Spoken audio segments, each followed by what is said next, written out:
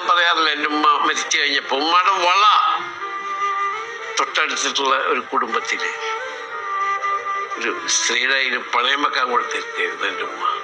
അവരുടെ മോളെ കല്യാണം പറഞ്ഞ് ഉമ്മ പറഞ്ഞ് എൻ്റെ കയ്യിൽ കാശില്ല, അതുകൊണ്ട് ഇപ്പം തൽക്കാലം ഇത് കൊണ്ടുപോയി നിങ്ങൾ പണയം വെച്ച് മോളെ കല്യാണം നടത്തുക.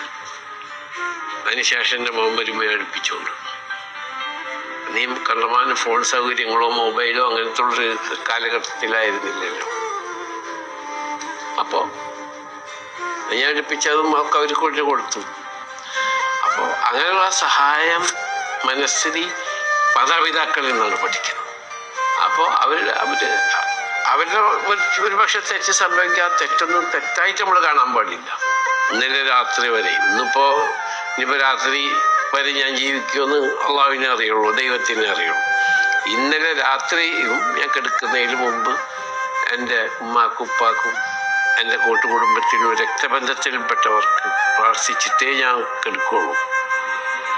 എൻ്റെ ഭാര്യ അങ്ങനെ തന്നെയാണ്.